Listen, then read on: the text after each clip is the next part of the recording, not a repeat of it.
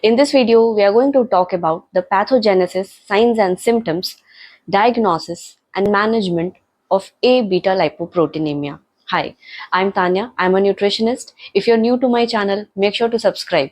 A beta lipoproteinemia is a rare inherited disease characterized by the absence of plasma apolipoproteins, fat soluble vitamins in the plasma.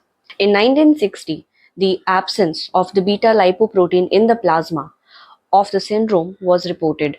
Later in 1992, the activity of microsomal triglyceride transfer protein (MTTP) was found to be absent in the intestinal mucosa of the A beta lipoproteinemia patients. So, the MTTP is a prerequisite for the assembly and the secretion of VLDL and chylomicrons by the liver and small intestines. So, the deficiency of the MTTP causes fat malabsorption, steatorrhea, vomiting, failure to thrive, hypolipoproteinemia, fatty liver, as well as symptoms related to deficiencies of fat soluble vitamins. So, let's talk about the clinical manifestations.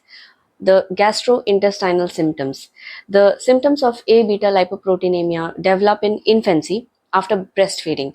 Patients often avoid dietary fat to release these gastrointestinal symptoms. The symptoms related to vitamin deficiencies. So, the chronic lipid metabolism leads to a deficiency of fat soluble vitamins like E, D, A, and K. These vitamins require ApoB containing lipoproteins for their absorption and transport to the peripheral tissues.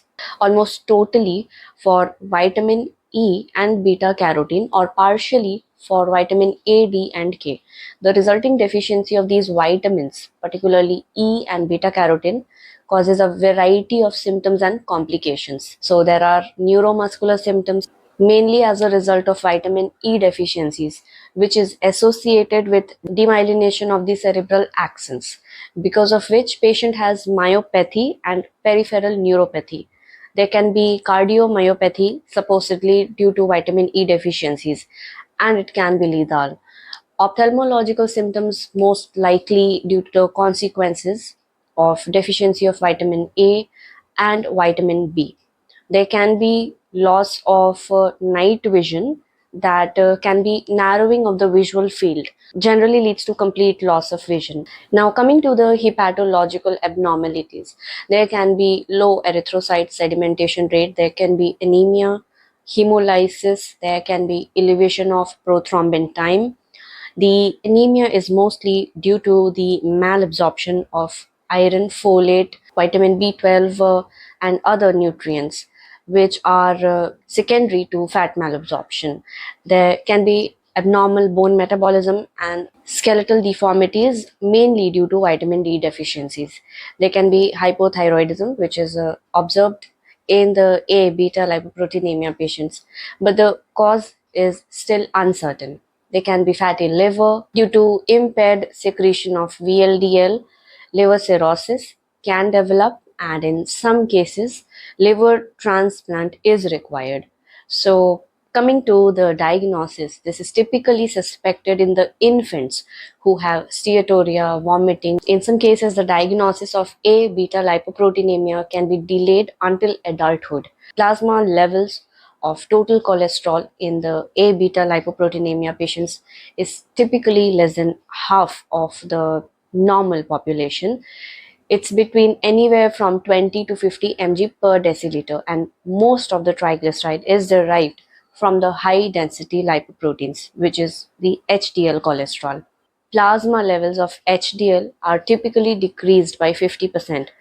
The plasma triglyceride levels in the ABL patients are typically less than 10 mg per deciliter, and they don't increase after a dietary fat load. The levels of the LDL are extremely low.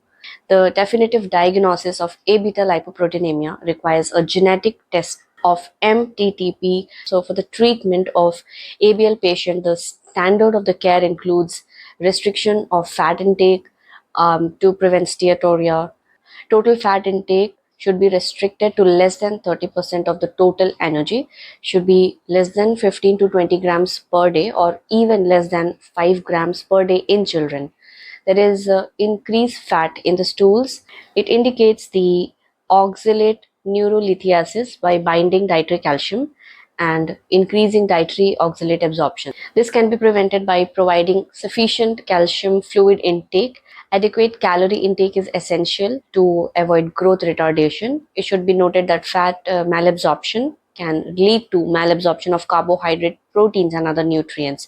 Fat restriction diet can mitigate some secondary malabsorption. Medium chain triglyceride administration can help correct the malnutrition, particularly in infants, though not absolutely necessary. The medium chain triglycerides are absorbed and transported in the circulation, not by chylomicrons but by albumin, since the hepatic fibrosis is the potential adverse effect of MCTs.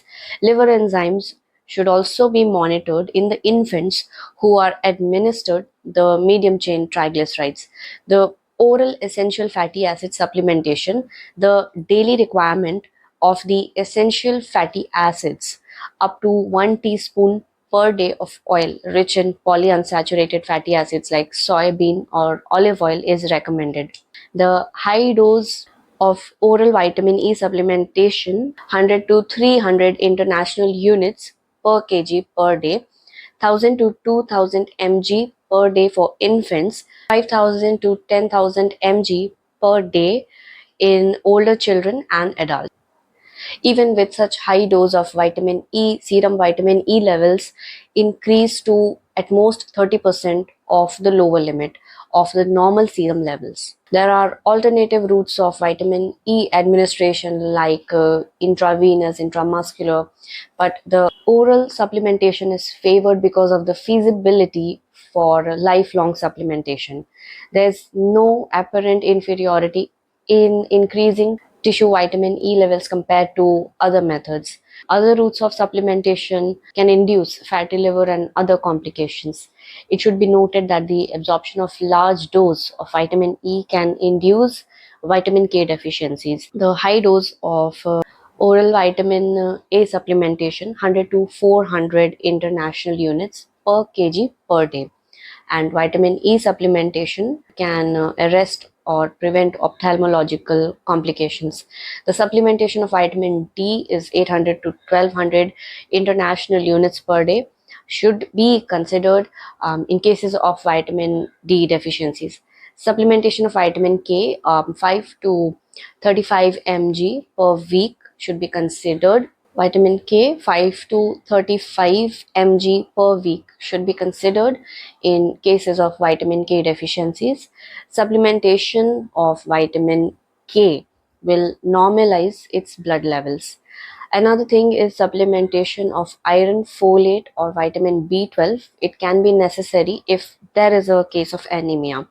Multidisciplinary care for neurological complications can involve neurologist, psychologist, physiologist, occupational therapist, or speech therapist. So, particular caution can be taken for avoiding vitamin A toxins, which is seen in even those who have normal plasma vitamin A concentrations. It's recommended that target vitamin A concentration goals should be set at the lower limit of the normal levels. The dose of the vitamin A supplementation should be titrated by monitoring the blood concentrations of vitamin A and beta carotene.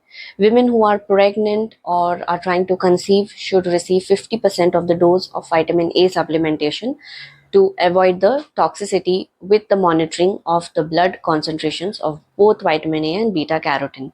Supplementation of vitamin A should be continued in pregnancy. If this is untreated, the patients can start having complications related to fat soluble vitamins as early as in the first decade of their life, gradually developing into lethal conditions in third decade.